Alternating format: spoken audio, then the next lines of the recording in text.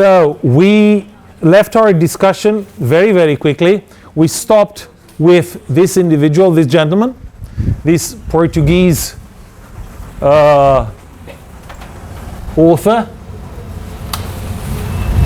and his very, very important book known as The Empire of China.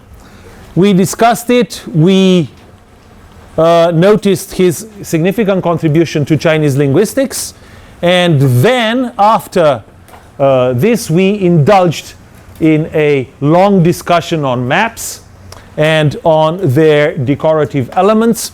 We brought into discussion images like this, if you remember, the famous sailing ships or land ships of China.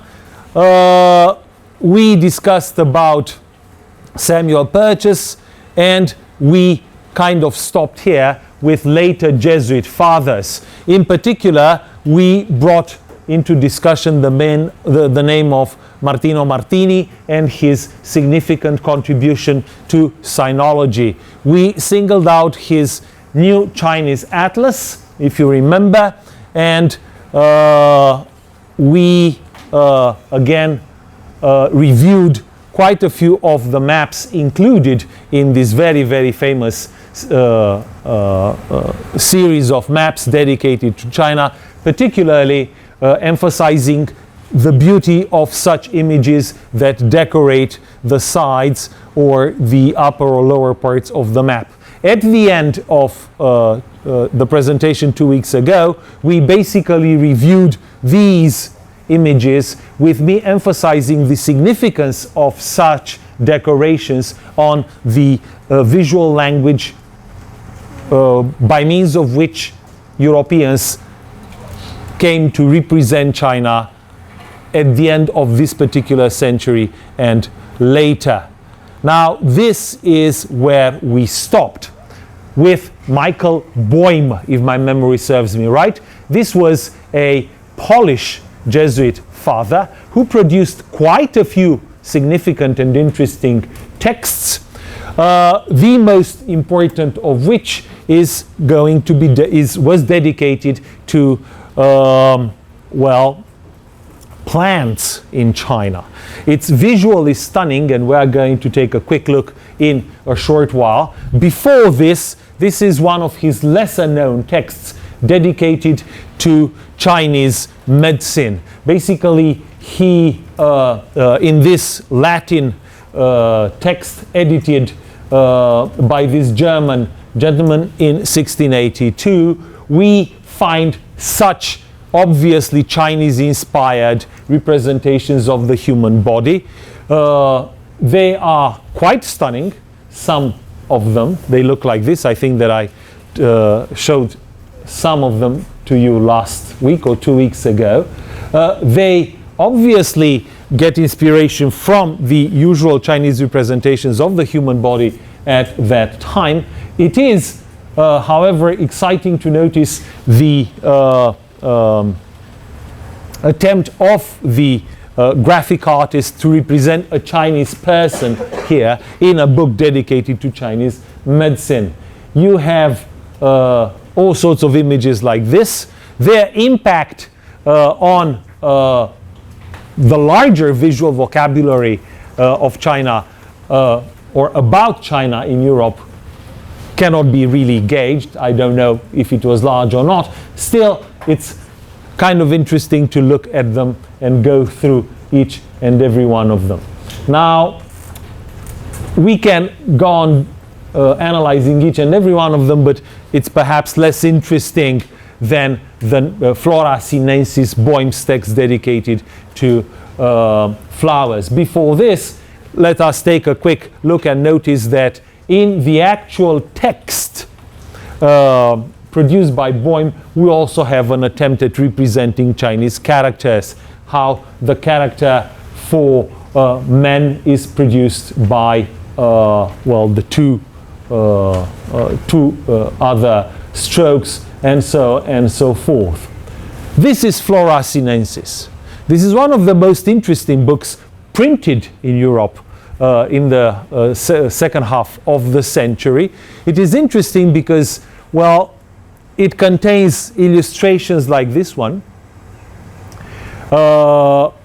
And on the left-hand side of the book, and on the right-hand side, you have the Latin text describing the actual fruit or vegetables, or as you will see, animals as well, included in the text. There is an attempt at, as you notice, at representing the Chinese names of the plants themselves. So we have plant after plant being represented to European eyes. All these images were enormously influential. They would be repeated and we would see their impact on later texts as we advance in the century. I will slowly move from one to another. Some of these plants are probably, or they should be, familiar because we are in Taiwan. Now try to imagine yourself as a 17th century European who had no idea what this was about, who must have been stunned both by what he saw, by the very vivid colors representing these particularly exotic examples of flora, and also by, well, the Chinese characters with their Latin transcription next to them. We have quite a few of them. Let me see which ones I should dedicate a bit more time to. That would be pineapple. That would be, well, mango, I think. Pipa. That, from here on, I just decided to keep the images and not the Latin text. This combination of languages in and of itself is very, very interesting. It represents an attempt at domesticating, making yours, the exotic knowledge brought from across the world. Other plants, more and more colorful, more and more beautiful. Finally, we have pepper with, you notice the characters, you notice the description, and finally, birds. Now we are here already at a very, very exciting place because that would be a phoenix, as you notice, right? Next to the phoenix, we would have a simple, well, hen or chicken. And then we are moving to even fancier animals like, well, a squirrel. Apparently the Chinese squirrel is more of a squirrel than a European squirrel. This particular representation would appear in many, many other texts a bit later. And finally, hippos, right? Very smiling ones. They seem for no good reason to be in a very good mood, just like the hyena coming up over there. So we are here already in the realm of the fully exotic. They certainly know the names, right? This is the hyena, as you notice. It is represented kind of, recognizable. You can read if you try.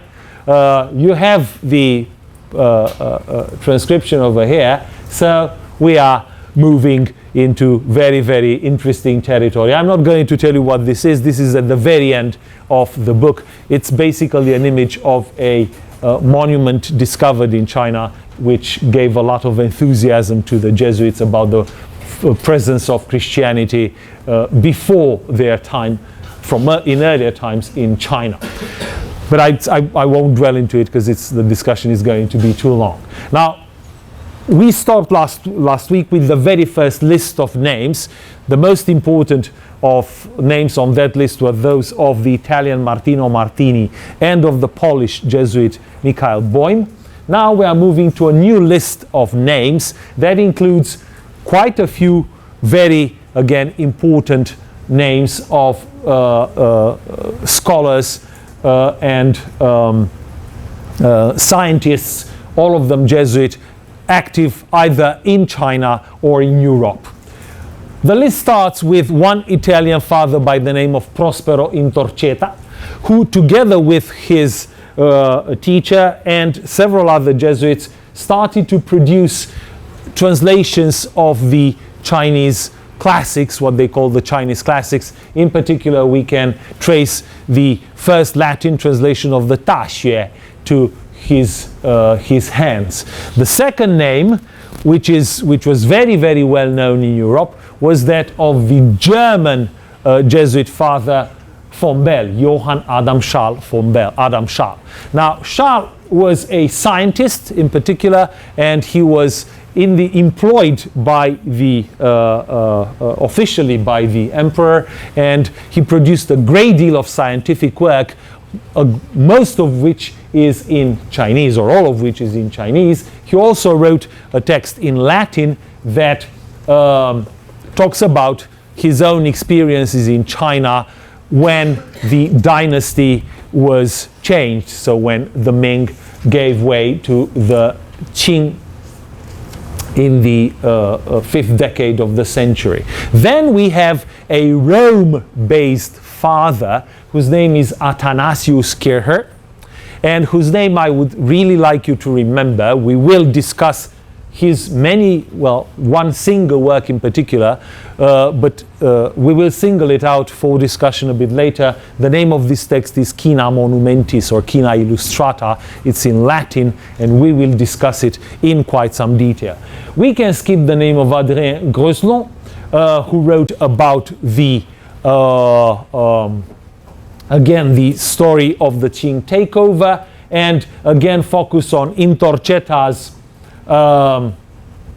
later Latin translation of the Zhongyong, itself further rendered into French, and most importantly on the work of these two people, Philippe Couplet, who was an editor of a major text, we'll talk about it in a while, and Ferdinand Verbiste. Couplet was French, Verbiste was Flemish. Verbiste is a scientist, and we will start with him, and then we'll get back to Couplet and focus a bit on his work. Before this, von Bell, or Adam Schall. Now, Schall, as I told you, wrote in Chinese mostly, but this image of the wise astronomer hired by the emperor was produced or appeared in countless, well, not quite countless, but quite a few documents in the 17th century in Mandarin official costume, right? So notice all the attributes of an astronomer, because that's what he was. He worked on the calendar and calculated, also made all sorts of complicated, fanciful, difficult calculations. Notice that there's a map over here, all sorts of instruments, a globe. All in all, he was a scholar, and we can see some of his scholarly production over here. This is a Jesuit-produced text on canon. In fact, Adam Schall worked on the actual production of cannons for defending the Ming against Qing attacks. His role and the whole history of his work there is beyond our scope, but it is interesting to notice how a Jesuit father gets involved in the production of, cannon. We have a less belligerent object over here, just a telescope. This is part of a text specifically dedicated to telescopes that had been quite the rage in Europe for a while. Now we can move on now to Intorceta, the Italian father. This is a portrait of Intorceta that I like quite a lot, because it seems to me that obviously he wanted to be represented as a Chinese official, so he is carrying a fan with characters on them, so he looks very, very exotic. He presents himself as the representative of another state or of another culture to European eyes. This is a very beautiful portrait. I find it's part of a larger piece that is a bit hard to find, a representation of which is harder to find on the internet. It's located somewhere in southern Italy. These are the covers of Intorceta's translations that were published in his lifetime. The general title of these translations was this, dedicated to the political and moral science of the Chinese, the Sapientia Sinica, or the Sinarum Scientia. Basically, what is exciting is, again, the visual outlook, the way that knowledge is combined on the pages of the book. Because what we have here is the translated text that is, notice, very much disciplined. So we have it paragraph after paragraph after paragraph. We have the Latin translation, and then we have the Chinese text with pronunciation next to them, right? So this would be the beginning, the famous beginning of the Dongyong, right? As you can see over here. This way of combining Chinese knowledge with European languages or European language, the European language of science, Latin in particular, is going to create, well, is very, very typical for the early days of sinology. What is even more interesting is that these texts produced in Latin, quite a few of them acquired, not long after their publication, vernacular translations. So we have a translation into French, and this particular translation would be also, or some of these translations would be rendered from French into other languages, like into English, and so on and so forth. So what happens is that we have one general Latin language initial version that itself gets adopted into, for wider readership, into various local European languages. Again, what we have here is a more European style kind of page. So this looks Chinese, at least on its right hand side, right? So we have the Chinese text in columns with the European text disciplined a la européenne, in the European manner, but on the left hand side. So we have two different a two-part division of the page, while here we have the text written in the European fashion with Chinese text interspersed with Latin text, and so on and so forth. This is from the Taxue, from the Great Learning. Finally, time for Verbist. Verbist was a scholar whose scientific output was quite large. This is just a selection of his many texts. From among here, we have in red the things that I take to be the most important for our discussion. On the one hand, we have this text in Chinese, which was written for a Chinese audience, Essential Records of the Western Part Submitted for Imperial Review. So it's basically a text about the world, a kind of short encyclopedia, if you would. This is a map coming up in the already long history of Jesuit maps of China, and this is a text that was produced in Europe, dedicated to what appears here to be as the Tartar grammar, that is the grammar of the Manchu language. This was published in an anthology, text edited quite a few years after it was initially written in 1696, but it was at least published. Now, I will skip quickly images from his various other scientific texts. Again, I have selected them for your enjoyment mostly, and also because they Verbistes represented a great deal of astronomical instruments actually produced and used by the Jesuits at the Chinese court in Beijing. Some of them can still be found there. They look like that. They were complicated instruments meant to calculate all sorts of things. The importance of astronomy for establishing the imperial calendar and hence the religious calendar was very, very significant. So the Jesuits are able to produce more accurate calculations and therefore occupied at some points highly prestigious positions at the Chinese court. Various instruments used for these purposes. This is dedicated to eclipses, and we can see here the text written both in Chinese, both in Latin, in Chinese, and in Manchu. So we have here a trilingual text. Notice how this looks. Pretty exciting. I would say visually at least, plus the representation of the eclipse or whatever is happening during an eclipse. And this image of the Jesuit observatory in Beijing that can still be visited. Well, I think it's been reconstructed, but I forgot. But basically, this image was widely admired by Europeans and was going to be present in other texts in the century as well.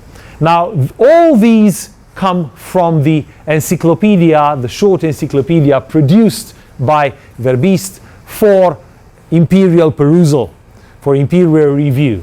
Now, the text ends, so we have the text, and unlike other Jesuit productions, we don't have images included next to Chinese characters on the page. What we have is that we have the text, and at the end, we have a kind of appendix, which includes just images.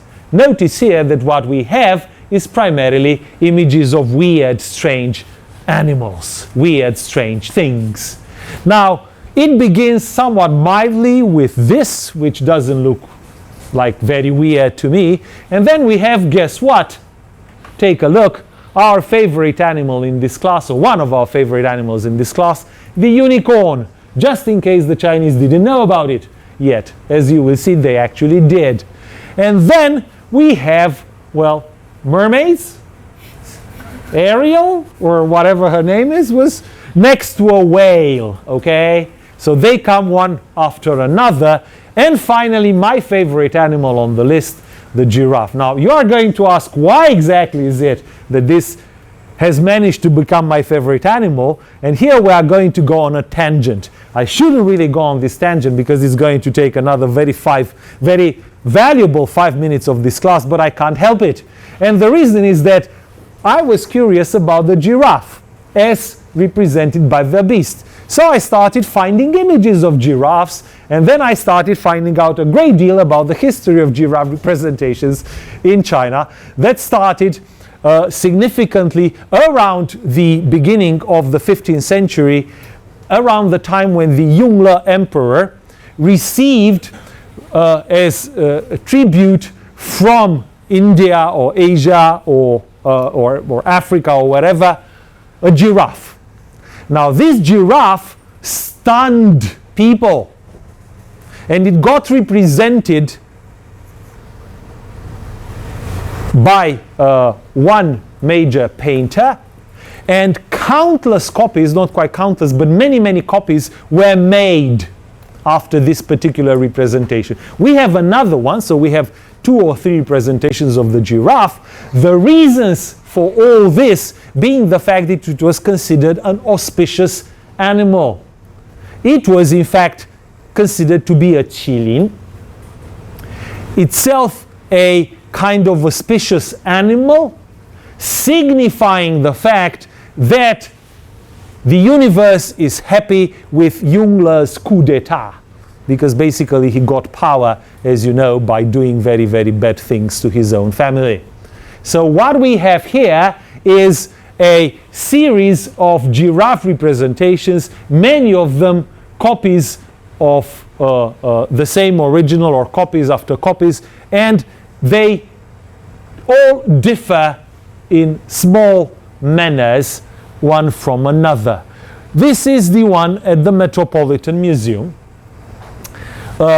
in New York, and then we have one image after one image after one image. Take a look at how this guy looks, how this guy looks, and how this guy looks. They are not quite the same. One of them is in the National Palace Museum in Taipei. This one over here. And then we have yet another giraffe, and yet another giraffe, and yet another giraffe. All these giraffes were collected on the internet. All these images were collected on the internet by a guy who turns out to be particularly obsessed with giraffes, among other things. I shared his obsession, so I was very happy that he had started collecting them a bit earlier than myself. I'm not sure exactly why he likes them so much, and I'm not sure why I like them so much. But the problem here is that he doesn't really give the source of some of his representations, so I don't really know, in quite a few cases, where exactly these can be found. Many of them, in fact, are circulate, so they are sold, they're in private hands. This one is not, and it's obviously a different representation of the same giraffe. This one is to be found in a museum in Chicago, and it went from private hands to a museum quite a long time ago. Finally, we have this, which is a bit more, which reverts, notice the exact positioning of the man and the giraffe. So here we have right-hand side man, left-hand side giraffe. Now we have this the other way round. We have it reversed. The individual doesn't look at the giraffe, and the giraffe is not looking at him. Now here they are kind of, engaged in a dialogue. Here they hate each other, probably after being represented over and over again. And finally, we have this particular giraffe in this particularly interesting text, which is unique. We have just this one copy of this text from Ming times. It's now available in England, and it's been digitized. You can find it on the internet. The Records of Strange Regions, a kind of visual encyclopedia of the world, produced in China in Ming times, that includes this image as well. Now this is, I think, the very last image of the giraffe that I collected for today. This was the tangent I engaged on. I kind of tried to stop, but I did, like scholars analyze them, they classify them, they try to do the genealogy of which is a copy of which. It's kind of interesting. I think there are giraffe fans, unacknowledged giraffe fans. Now I call myself one. Notice the title. Yeah, so this is a map. This is an image of a qilin. This is exactly what we have over here, right? The auspicious animal. This particular text over here has been translated by the crazy collector of giraffe images on the internet, so you can find them there for your enjoyment, explaining why this is auspicious, etc., etc., etc. Time to stop and move on to Verbiste and going back to his strange objects, right? So we are once again in the visual appendix of this text, and here he moves away from images of animals. We have a representation of a ship, and finally he moves to representing various European constructions, the most exciting of which are the seven wonders of the ancient world. This would be the Colossus of Rhodes, and this would be the Colosseum in Rome, right? This is not really one of the wonders of the world, but it was represented there just in case. Now, this belongs to the larger visual production of Verbiste, who also produced this map in the tradition of Ricci that we have talked about and that we know a great deal of. This is a fascinating map. It's got its own long history that we don't really have time to discuss. This is for your enjoyment, in case you feel like reading the text over here. All these maps are again, this is not, I cannot tell you all the things I would like to tell you, but basically maps, once again, are not simple objects that we skip through, right? They tell many, many stories about their makers, about their agendas, about their dreams, about their wishes, about their desire, about many, many, many things, about their attempts at controlling reality. There are, notice, combinations of images and words, right? They classify, they objectify, etc., etc., etc. Notice that at the bottom on this particular exemplar, we have mostly text. But here, we start having other things, and these other things are animals. This is a black and white, poor quality representation. Notice that we have the turkey over here. We are somewhere in the Americas here. But then we are on more familiar territory, and guess what we have here? I guess you can see it. I guess it's a giraffe. And guess what we have here? Oops, it's a unicorn. You can see these better, the giraffe and the unicorn next to other animals, more familiar ones. And this is the giraffe next to its text.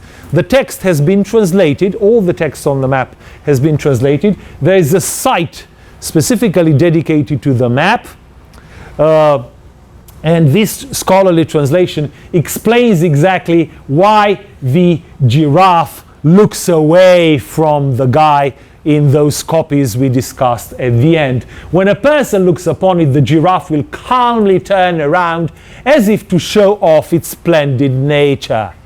"I'm so beautiful, look at me." Giraffe, the giraffe said. This would be the explanation over here. I confess to not having found this particular translation, this particular site immediately, and having spent quite a few enjoyable moments with my daughter trying to figure out the exact text, because the exact words like Ethiopia here, right, are kind of difficult to figure out at first, right? But it's easily legible and kind of fun. Anyways, finally we have the unicorn, which would be located in India. Over here we do have some information on the poisonous qualities or how the horn of the unicorn is used in order to fight poison. This is kind of connects a bit back to European knowledge. We have here different images of the same. Unfortunately, this is not legible. It's found somewhere in Australia in a library. But notice the beautiful blue giraffe, in case you are wondering. This is the giraffe in its blue period, Picasso style.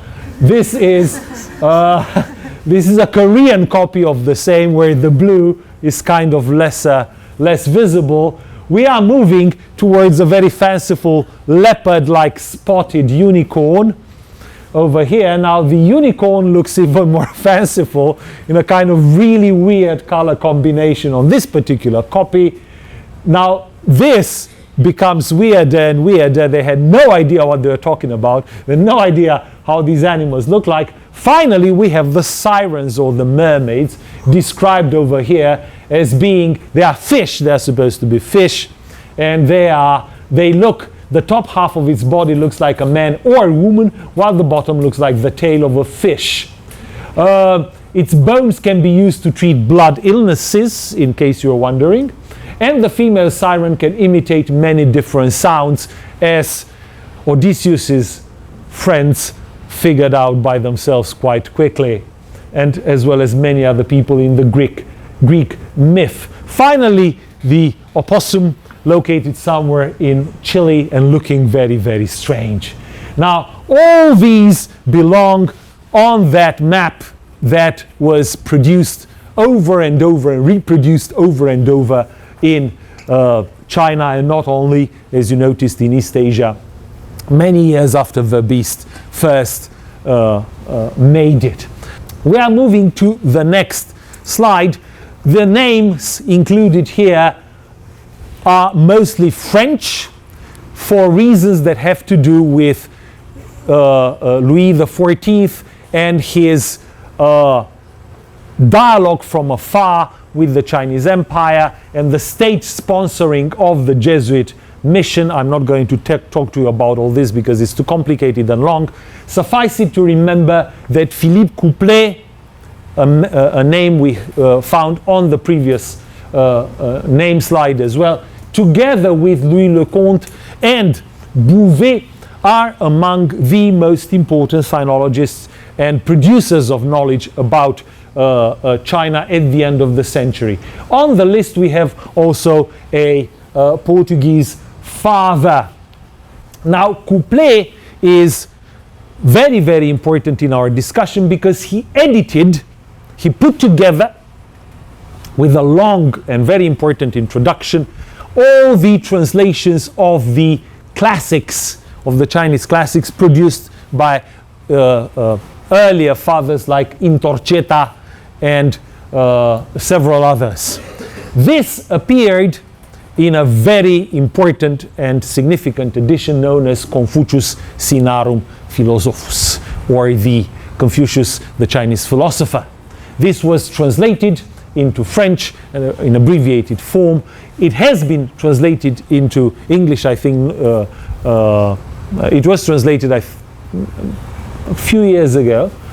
So we have it in English, I think, for full perusal. It's very, very interesting. It's a very, very interesting document. It is a text that positions Confucius very, very highly. Also makes Confucianism religiously very, very compatible with Christianity. There's a lot to discuss about this, but we certainly do not have time. Suffice it to say that this was a highly influential text in the creation of the image of China as a open to Christianity and also philosophical land that the 18th century will inherit. I will skip the text on, or the information on Magalhães. The text appeared, he was Portuguese, but the text appeared in French, and then it was translated into English. And I will mention then the text of Louis Lecomte. Lecomte wrote at the very end of the century a text known as Nouveaux Mémoires sur l'état présent de la Chine, Memoirs and Observations, this is the English translation, made in a late journey through the empire of China.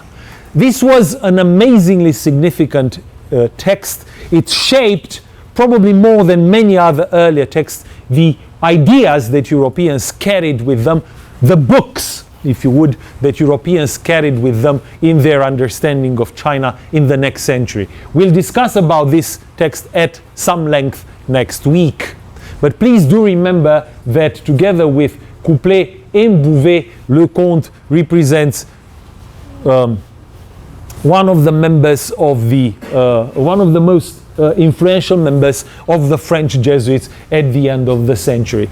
Today, I will just emphasize the visual component of both this and this text produced by Bouvet, which is dedicated to a kind of anthropological, short anthropology of China. Before that, take a look at this. This was on the frontispiece of the Confucius Sinarum Philosophus, and this particular representation of Confucius as a sage, kind of dominating with his person China and its knowledge, stuck to European image of China for quite a while. This is the cover of the Magalhães text, and we should stop here because I think it's break time as we will approach discussing Lecomte's visual parts, the visual parts in Lecomte's text. So please have your break. So we are discussing about couplet and about Le Conte in particular. And right now we are moving towards Le Conte's book that we will discuss in some detail next week. In the meantime, just notice how Chinese characters get reproduced on the pages of this book. Notice that he is attempting, or the printer is attempting to notice how their Chinese characters are adapted to the style of the European texts. Again, no time to discuss because these are the images that I would like to comment a bit on. They are interesting not only through the ways in which they show Chinese reality, but also through the things that ultimately get to have associated with them an image. So notice that we have an image of a Chinese schoolboy, then one of a military man in China, then about a Chinese lady, and then of a Chinese Jesuit father. So a father of the Jesuit order who is Chinese. So these are the only images, or the most important images you can find in Le Conte's book, that give us information about a China that is dedicated to knowledge, that is militarily powerful and respectable, that is cultivated, that includes refined ladies, families, and so on and so forth, and that can be brought to the Christian fold, right? So if we analyze the exact images that, or what exactly gets represented, we also understand how such visual agendas can be read in relation to the texts they belong to. This is an analysis of the present state of China with very, very beautiful images. This is by Bouvet. Very, very beautiful images, again themselves worthy of being analyzed. What exactly gets represented? Not only how it gets represented, but what gets represented. Notice that this would be a military official, while this would be a civil official. So a military person, a administrative person, both of them one next to another, actually not one next to another, but one image after another. Then the ladies, Chinese ladies. This would be Manchu women, represented separately from the Chinese ladies. The Manchu men, a prince here, and that would be an official. So notice that in European texts of the time, that talk about the Manchurian Qing dynasty control of Chinese territory, the Chinese and the Manchu are represented in keeping with realities as belonging to two different layers, two different areas, two different places, and so on and so forth. Now, this is just a selection. There are much many more images worth discussing, but we are now skipping to a very exciting topic that fascinated European minds at that time, and that I will need to sum up as quickly as possible, and in relation to which China will ultimately turn important as well. The topic is the universal language. The idea that a universal language has either existed or can exist again. A universal language allowing people from all over the world to communicate, like in the times before God decided to punish humans and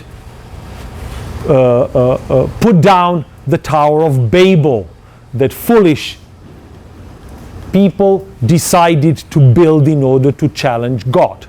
This is a very famous episode in the Bible. It appears not far away from the very beginning of the sacred text, and you know the story quite well. If you don't know it, I'm sure you know this famous representation of the Tower of Babel. Basically, before this episode in the history of mankind, according to the Bible, humans spoke one single language. It was the language of God, because it was the language spoken by Adam and Eve. It was the language spoken by everybody until this very horrible moment in history, when humans decided to challenge God and decided to build this building, and God himself decided to punish them by tearing down their tower and by making their language many, into many, right? The multiplication of human languages, right? This is the biblical explanation of the reasons why humans speak so many languages.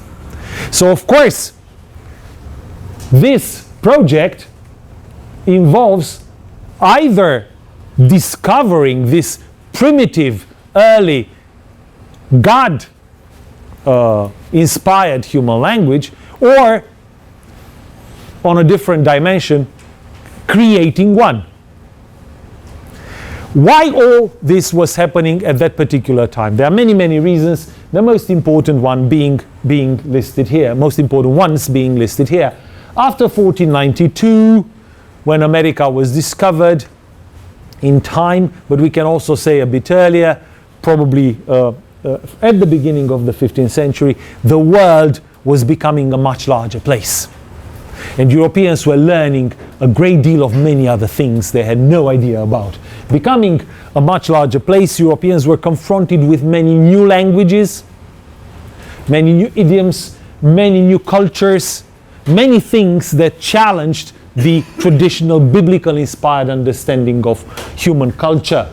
Then Europeans tried to make sense of all this, and because the Bible was produced by God, it's a sacred text that cannot be contradicted, the new realities discovered had to be made fit into, well, the biblical story. So the new realities had to be domesticated in keeping with the European understanding of the world. Another thing that is important. Religiously, the Europeans were confronted with all sorts of different peoples. Some of these people seemed ripe for conversion, seemed to be easily it seemed to Europeans that they could easily make them into Christians. Accordingly, it was believed that this might have something to do with the kind of primitive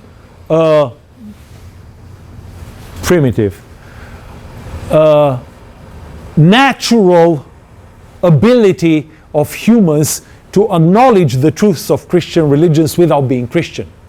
This would happen because of their ability to kind of have a memory of a primitive language or of a primitive culture that the Europeans, the Christian Europeans, felt it was their duty to rediscover, find anew. All this was happening at a time when the European idioms themselves were multiplying, culturally speaking. That is, languages like English and French and Spanish and Portuguese were becoming more and more and more and more languages of culture, replacing slowly but steadily Latin as the one unifying language of a shared European cultural heritage. To put it otherwise, this made Europeans sensitive to linguistic issues. And linguistics in the 16th and 17th century, but in the 16th century in particular, is an absolutely fascinating endeavor. This is the beginning of many studies in Europe of non-European languages. Here we have the first Arabists, for instance, people studying Arabic. people studying Hebrew. This already had like a long history, but now this is becoming more scientific, and so on and so forth. The first grammars, the first dictionaries. It's a long story, but to simplify things, late Renaissance linguistic conscience is strong, very, very strong. All this against this background of changes that was happening. Finally, or almost finally, again in late Renaissance, we are in a period when religious texts and texts in general are read more freely. There is more room for interpretation, and people like, for instance, like Erasmus of Rotterdam works on texts, getting involved in what is known as textual criticism, comparing manuscripts, putting linguistic data together. Again, all this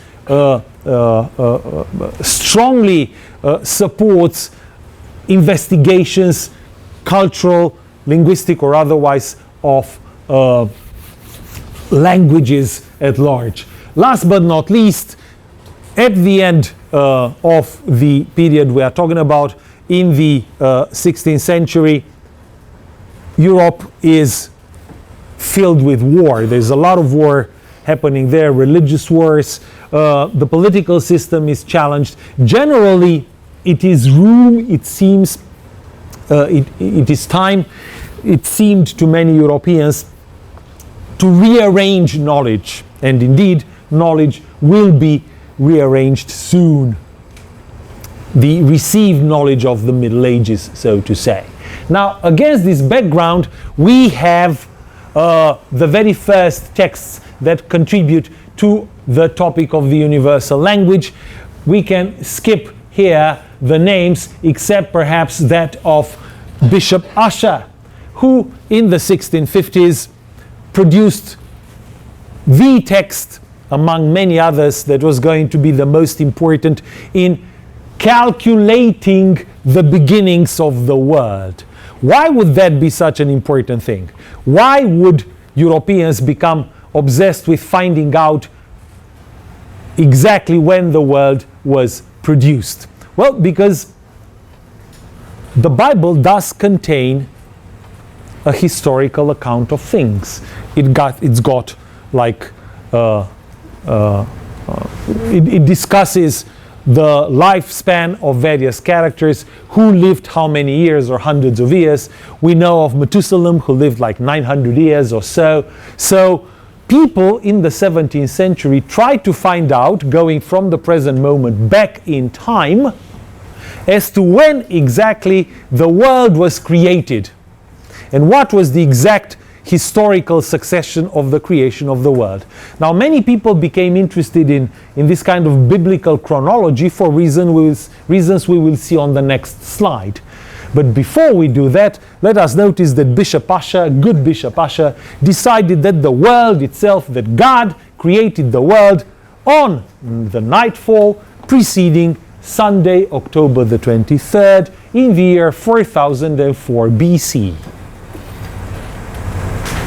Okay? Unfortunately, he doesn't give the exact moment, like 7:45 or whatever p.m. But basically, this kind of tells us the kind of intellectual adventure, the kind of intellectual quests that people in the 17th century were interested in making. To us, this may seem like a ridiculous endeavor. But do notice that the Bible represented, or still represented, the absolute sacred text that gave a vision of the world as it is, and that could not be challenged. Now, who was challenging it? Well, the Chinese were challenging it. People like Martino Martini wrote, and I mentioned this a bit earlier, a text on Chinese history, large-scale text on Chinese history, that basically introduced Chinese historical knowledge to European audiences. It was written by a Jesuit father, so it couldn't be a lie. But the problem is that such a text seemed, through the very antiquity of the names it mentioned. So such a text seemed to challenge the biblical narrative. How could the Chinese be so old? That was a problem. And how could they not be mentioned in the Bible at all if they are so old? That tantalized and challenged European minds. On the one hand, the Bible couldn't be contradicted. On the other hand, we have the Chinese, and they are old, and the Bible doesn't talk about them. We need to address this issue. We need to make the biblical chronology clear, and hence Bishop Ussher and his fanciful creation of the world. And we also need to plot Chinese history against the biblical chronology to try to match them. Such matching happens in a number of important texts here by Dutch scholars like Vossius and Horn, by Kircher, whose name I already mentioned, I will mention again, and mostly by John Webb. John Webb, who wrote a beautiful text, we'll talk about it in a short while, an historical essay endeavoring the probability that the language of the Empire of China is the primitive language. To put it otherwise, that Adam and Eve saw each other and said, "Ni hao." Now, all this involved, before we even address this issue, matching chronologies. So finding biblical characters and identifying them with characters mentioned in the Chinese chronicles. And here we have a few examples that may look to us like completely out of control, but were taken very, very seriously by people of the time. For example, the Chinese histories mentioned the emperor Fushi. Now, who is this guy? Well, of course, it's Adam himself. It's just that, the Chinese couldn't pronounce the word Adam because, they lost it. So they just called him Fushi. Nah, said another guy. It's not Adam. It must be Noah's son. Like one of the sons of Noah, known as Cam. No, again, said another one. It is Adam. But if this guy is Adam, then Nuwa must be Eve. Aha! And we can move on. Shen Nong would be Cain. And Huang Ti would be Cain's son. And Emperor Yao is Noah, the guy with the flood. And so on and so forth. So what basically all these people who wrote significantly in dialogue, so they kind of contradicted each other and said, how can you say that Adam is Fushi? No, Fushi must be the other guy. All these people were debating such issues at some length. Notice that this continued to happen all the way, at least until the 1730s, when Christian Bayer was still writing about such issues. Fun or not, this is part of Europe's intellectual attempt at making sense of a different world, of a world that did not fit the Bible. Okay? It was outside the Bible. How can we explain it? Well, by doing this kind of stuff. I'm simplifying things here horribly. The story is much more complicated. There are different versions of the Bible. In some versions of the Bible, chronologies look different, and so on and so forth, and so on and so forth. It's long, it's complicated, it's lovely, it's crazy. It's part, again, of the European heritage, intellectual heritage. Against all this, finally, the actual quest for universal language, recovering it or inventing it. The list contains many, many, many names. Those in red tend to be more, or I find them more important. Mostly, we have here very respectable philosophers like Francis Bacon, educators like Comenius, and finally, very strange, interesting scholars like John Wilkins, who is trying to invent a philosophical language together with several other people in the 1650s, 1660s, 1670s, to create a universal language. And finally, the text we are mostly interested in, John Webb's idea of Chinese being the original language spoken by people. So what we should all do is, obviously, if we want to communicate easily, is all of us learn Chinese and abandon our idioms. I'm not going to mention all these names. All of them are fascinating. All of them are interesting. Let's move on. I will skip the beautiful images dedicated to the Tower of Babel. It's interesting to notice when a great deal of such images were produced. Of course, we have earlier medieval examples like this, but quite a great many of them were produced at the end of the 16th century, at the time of this raise in linguistic consciousness I mentioned a bit earlier, blah, blah, blah, blah, blah. Finally, John Webb, 2 different Chinese translations of the title. You can find them here. Now, let's see exactly what this individual had to say.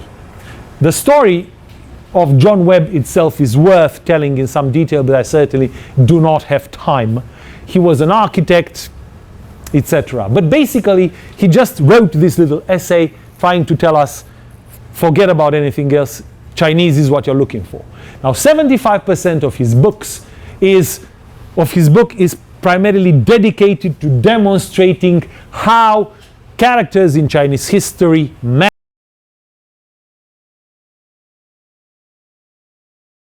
Adam and so on and so forth. The other 25% is dedicated to showing how and why Chinese is the universal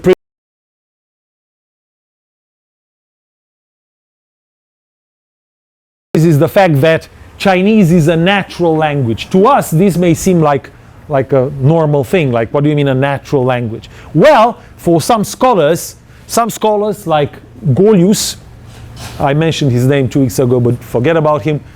They believe that it had been purposefully invented by people. So it was kind of a thing that was an artifice, was created it didn't develop naturally like all human languages. It was like a system put together by humans for specific purposes. Now, his very first point is that no, this is like a natural language, like every single language, and we notice that this, or we can testify to its being a natural language by the fact that it is a language that is really, really simple. It's really got very little grammar. It's very close to a not sophisticated linguistic creature that humans would normally produce when left to their own devices, kind of thing. Now, what does this mean? It means that the older trope of Chinese having no grammar, having little rhetoric, as he says, or little logic, is revived. And here put to positive use. That's how we know it's natural, because naturally humans won't go into sophisticated systems like, I don't know, like Latin with its many, many cases, and I don't know, German with all these declensions or whatever, right? No. They would produce a language like Chinese. Simple, immediate, no grammar, everybody can learn it on the spot. He builds then his points by relying on a great many texts from the sinological literature of his time. He refers to very recent texts, so the man did his homework. So he was reading everything, and entered dialogue with scholars of his time at some length. Now, he suggests basically 6 criteria to check whether Chinese is the primitive language, universal language at all. So he discusses the antiquity of Chinese, its simplicity, its generality, its modesty of expression, its utility, and its brevity. Next to this, he takes into account the scholarly arguments for each and every one of them. Now, we don't have really time to review all his arguments, but they are really funny. For example, simplicity. So Chinese is a simple language. How are you going to demonstrate this? So again, guest students here who are studying Chinese, take heart. Look at what Webb is saying. So, how do we know Chinese is simple? Well, we know that it doesn't have all sorts of complicated flexionary forms. It doesn't have foreign words in it. It cannot really, express the foreign. It doesn't have the R sound, something that Europeans had noticed for a long time. And finally, my favorite argument runs like this. And as if all things conspired to prove this is the primitive tongue, we may observe how forcibly nature struggles to demonstrate so much. More specifically, the very first expression we make of life at the very instant minute of our birth is, as was touched on before, by uttering the Xinique word or the Chinese word ya. To put it otherwise, when the babies get born and they say wah, the very first cry, that's a Chinese word. Okay? So the very first human sound is Chinese. You misunderstand it if you think it's anything else. It is a Chinese word, particularly the Chinese word that he transcribes as ya, which we could probably pronounce as wah or something, I don't know. So basically that's how we know.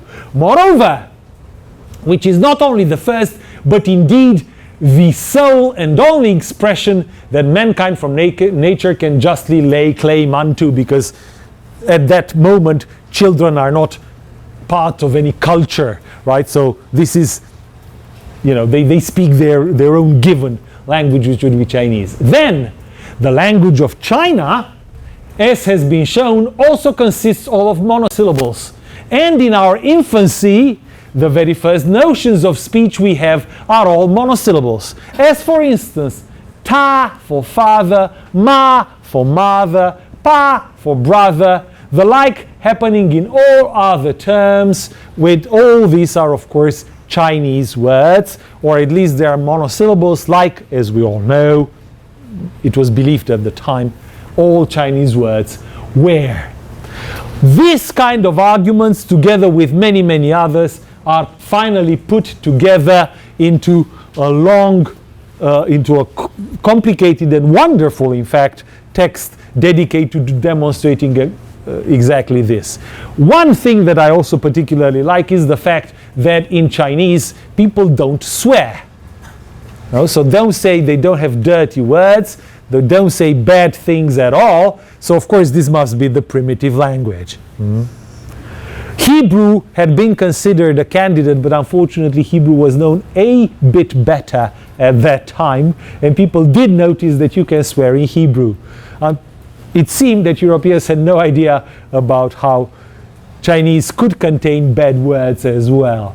Okay, and so on and so forth. I can warmly, and I will warmly recommend this text for your enjoyment. It is in English. It's not difficult to read. I think it's been translated into Chinese as well. It's a wonderful little text that makes perfect sense against the background it was produced, against all this search for the universal language. The search hasn't stopped, in case you are wondering, right? So languages have continued to be invented. Attempts at universal communication haven't died, but that's a different story, and it's not time for us to express it. But anyway, once again, let's take heart in the possibility of Chinese being the primitive language spoken by the very earliest forefathers, ancestors of humans. Time for Kircher, a text that I mentioned already, a person that I mentioned several times already, and his particular text known as China Monumentis or China Illustrata, a 1667 wonderful, wonderful, crazy collection of knowledge on China. Now, Kircher has been dubbed the last man who knew everything, or one ill-intended individual might say who knew nothing. He was a scholar, a professor in Rome, a person who wrote many, many texts on a large variety of topics, on acoustics, hieroglyphs, universal language, geology, medicine, biblical studies, music, magnetism, numerology, and God knows what. Not only did he write on all these things, but he produced lavish, enormously expensive tomes, books, beautifully illustrated, spectacular texts. He had very rich patrons to pay for these editions, and therefore many of his texts had very fanciful and long dedications. Kircher is the representative of an older way of mastering the world. At a time when science, as a way of knowledge, as a new epistemological way, was being put together, Kircher represented like medieval, early Renaissance kind of knowledge. Basically, he wanted to make sense of the world, explaining away through symmetry and correspondence every little aspect, every single aspect of reality. He also put together one of the earliest, museums in Europe that collected countless objects brought to him from all over the world, including from China. He was a Jesuit. He never traveled to China, but he knew everybody. Everybody visited him. If they didn't know each other, they had a correspondence. So he was part of a larger network of knowledge, and it was on the basis of such information that he built his synthesis, his large-scale synthesis. How wrong was he in all his scientific endeavors? Many times fundamentally wrong. A few times, some of his insights have stood the test of time. So some of the things that he talks about still make sense for us. Not in keeping with the context he put them into, but still they do make sense. Once again, his main purpose was to suggest a fundamental coherence of the world under God. Because of this, such a world had to explain away everything. Okay? There couldn't be anything left there without being given a reason, without being given an explanation to. We can see books. This is just a collection of covers or illustrations in his books. They are here just for your enjoyment. I won't analyze them, but basically notice how much the famous cult of the Baroque, we are in the Baroque period in European arts, the famous Baroque cult of the symmetry and of the spectacle of creating spectacular, well-ordered, symmetrical representations is obvious here.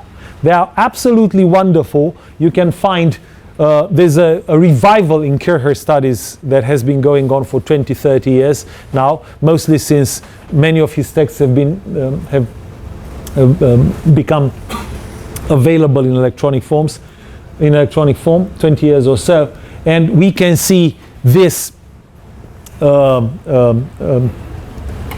we can find quite a lot of these images online. These are typical for his book. His obsession with harmony is everywhere. We can see here kind of scientific objects that he imagined. Some of them do make sense, like for instance this would be like kind of a sound amplifier that he produced. But notice also the very complicated, fantastic compositions giving access to all sorts of lost knowledge that a scholar like himself would be able to reveal anew to his contemporaries. I love the man. I do love him. He is quite a character. I don't have time to discuss every single one of them, but do take your moments at home perhaps and look at these images just for their sheer beauty. They testify to the existence of a very different world that is long gone. We don't have it anymore. In point of fact, there are people today who do Kirchherize as well, but I really don't have time to go on this tangent. That would take us much too long. But, you know, Kirchherizing is kind of an intellectual adventure. I'm using this verb to Kirchherize because scholars actually created it, right? To be a Kircher person, to treat knowledge like Kircher. Therefore, to Kirchherize. Yeah? The verb exists. You can find it and have fun with it, right? So there are people who Kirchherize today as well. Look at this beautiful symmetrical representation. Look at this huge tree with a Jesuit at its root. Finally, because he wanted to have patrons, it was important for him to have rich patrons, he dedicated his texts to them, and he had such dedications translated into different languages, including Chinese, just in order to show off. So this particular book has about, 40 dedications produced in one single language after one single language. So imagine Greek alphabet, Russian alphabet, all sorts of Arabic, Hebrew, Persian, Persian written in Arabic, whatever, Indian languages, God knows what. Finally, some Chinese over here, all of them one after another, dedicating the text to, whatever, Duke, Habsburg Duke or King or whatever, right? It's basically, this tells us what? That Kircher knows all these things, right? So I know all these languages, I'm so smart. I'm going to give you truth. So pay me 600,000 kwai or something to publish this book, right? This was the kind of thing that was happening, right? He was very, very smart. And basically, he also advertised himself, right? So at the end of, one publication, he wrote, as I will show in my next book, you are going to find this and that. So basically, stay tuned. My text on Egyptology is going to come up in 1 year. Then series 2 is 1644. If you pay more, then I'm going to give you one on China as well. And that's exactly what happened when he put together this compilation of knowledge about China from basically Jesuit sources, many of them, and Jesuit reports. It's a 5-part book, which is fascinating in and of itself. It exists. It was translated. It was written in Latin. It was translated into French. It was pirated. It was so popular that it was pirated by Dutch printers. So we have authorized edition and pirated editions like DVDs today. At that time, they used to pirate books. There is an English translation, partial English translation, and now there's a full English translation also available. You can have a lot of fun reading it. There are many, many parts worth our time here. Mostly, we should emphasize this part, which discusses the European experience of China, the various roads taken to China. So a review of travelers and the knowledge they brought on their way to from Europe to China.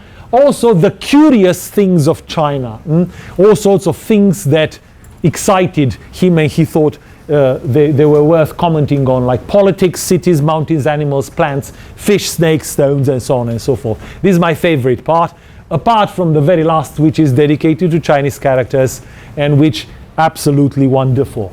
And the reason why this is wonderful is that Kircher, did his best, which was to Kircherize. And in his Kircherization process, he basically decided to demonstrate that China was nothing less but a colony of ancient Egypt. That would explain all sorts of historical accidents. That would explain the Chinese language, the Chinese writing. So basically, he tried to demonstrate this among the many other people that would try to do the same a bit later. Of course, this would make Chinese characters deriving from Egyptian hieroglyphs. And we can see this absolutely at first sight because we can easily realize that these, which are like the ancient Chinese characters, are hieroglyphic-like. They look like hieroglyphic characters found on Roman obelisks, on obelisks from Egypt available in Rome. And we can find the same in the actual present here. And then He uses agricultural letters that he represents like this, and all sorts of fantastic categories looking like this, with sometimes present-day Chinese characters included at the bottom of each image. You will ask yourselves, where did he get all this? And the answer is from popular encyclopedias in Ming times. Also from Buddhist texts as well, from calligraphy manuals that he got from his correspondence from Jesuit fathers who traveled to Rome and back. The way he organized them, however, is unique, wonderful, completely crazy, and contains things that like defeat the mind. For example, he says he reproduces series number 16, which should be over here, and then he says these are characters that cannot be read, but I'm just reproducing them because they belong to the old category. Okay? All this is fascinating, completely strange, wonderful, and influential. And the influence of all this would be found in the way that would-be Chinese characters, so things like this, or like this, notice that this would be made of ducks or prints of birds' feet or birds' wings or whatever. So this kind of Chinese-looking characters will be found on decorative objects, like, I know, like wallpaper and furniture and plates and all the many other objects that will become very, very common in the 18th century that we will refer to next week as chinoiserie, as objects belonging to the larger category of chinoiserie objects. This continues with this image of the way of writing, and scholars have discussed a great deal about the presence of the little monkey over here. I'm not going to tell you all this because we don't have time. Also, notice his final beautiful speculation when he tries to find the difference between, well, Chinese characters and Egyptian characters. So in the first part, he has demonstrated that demonstrated how contemporary characters derive from these. Okay, this is the first part. The second part is to say, okay, fine, how do these old things connect to Egyptian hieroglyphs? Well, on the one hand, for instance, both the Egyptians and the Chinese respected the cross very, very much. So they share a common understanding of Godhead without having the vocabulary, for instance, for it. He can demonstrate this by showing the Chinese character for 10. Okay. Then he notices, he adapts a point made by Semedu, which we talked about 2 weeks ago, about how Chinese characters get composed. And you can find the cross, in fact, here as well, even if you don't notice it at first, but it's here. But most importantly, how is it that, or why, what is the difference between Egyptians and Chinese? Well, the Egyptians have something more than the Chinese. The Chinese have only funny things like this, the kind of things that Semedu talked about, right? So you get the character for door, and then you get the character for heart, and then you have the character for sadness, remember? Then you have the character for sun, and then you have the character for moon, and then you have the character for brightness, okay? Semedu, Alvaro Semedu, in his Empire of China, the very first text we started our review today with, we'll discuss this in some detail. This Kircher calls pleasant inventions. They are nice, but they are not really deep. They are not really fundamental. So the difference between the Egyptian characters, hieroglyphs, and Chinese characters is that the Egyptian characters do offer one access to true knowledge, to what Kircher calls archetypes, a world of divinity that has been lost and that he himself attempts and has attempted and continues to attempt to recover. The Chinese are a derivation of this, okay? They're just a colony of Egypt. It's pretty high in terms of ability to offer access to true knowledge, but it's certainly not so high as the Egyptians themselves. So basically, Kircher constructs a hierarchy of knowledge, with the Egyptians, the ancient Egyptians, being at the top, the Chinese coming somewhere, and we today, that is Kircher and his time, coming very, very late, right? So having lost true knowledge. His mission would be therefore to recuperate such true knowledge and offer it anew to the world, like a true scholar. Now this is the Kircher's basic program, and China features in this program as a link, right?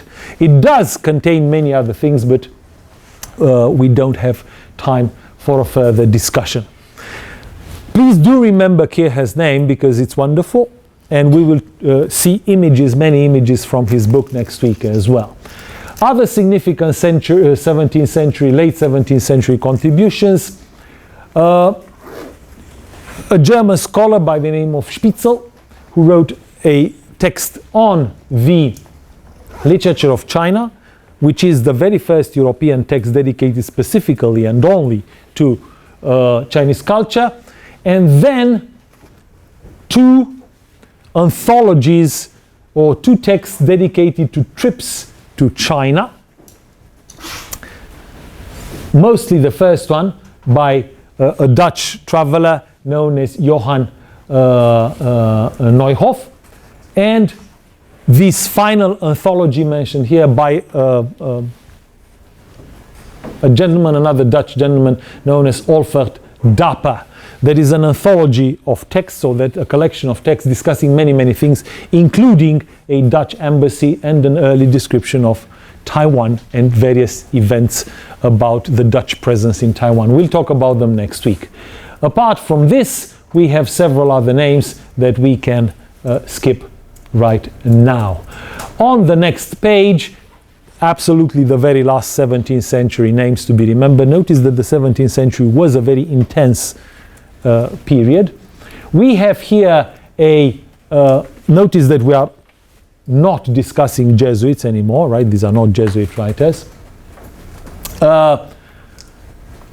Navarrete, who wrote a very strong and very influential text against the Jesuit program in China.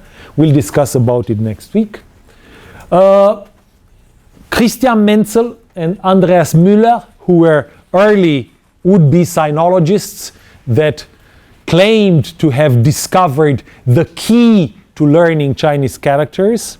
This famous key to Chinese characters came to be known under its Latin name of clavis sinica, a key to understanding the characters, and one of them wanted to sell it, but he wasn't offered enough money. Basically a way of making sense of the many, many thousands of Chinese characters, very, very quick way, but people weren't willing to offer him the amount of money he wanted, so he died without passing on his secret.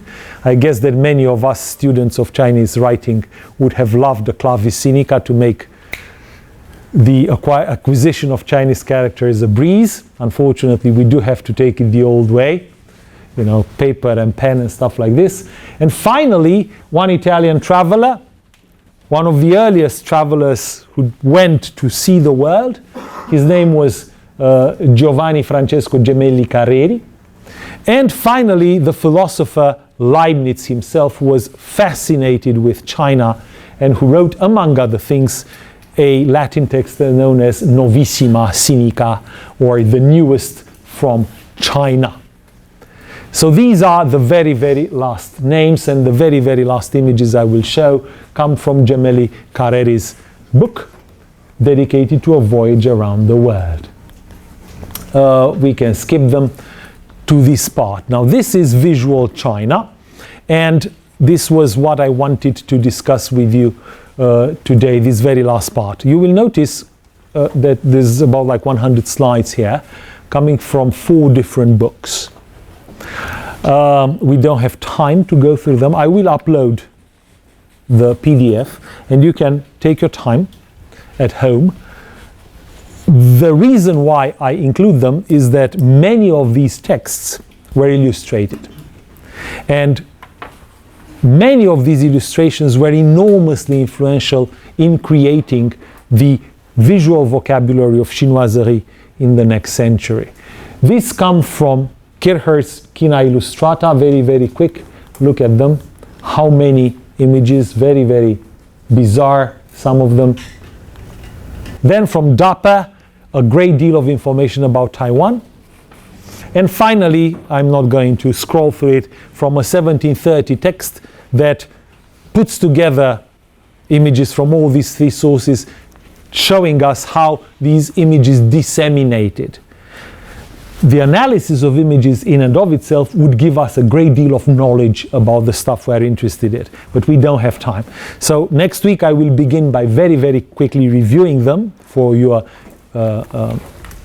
enjoyment, but then we will move towards other things as well. We don't really have time, we're running a bit out of time here.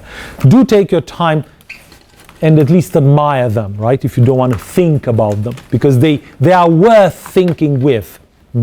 They tell us a great deal about how Europeans understood China.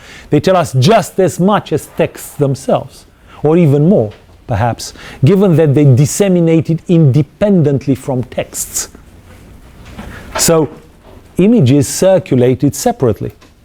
So they could, because of this, they could influence people apart from the texts themselves. Okay, I will see you all next week.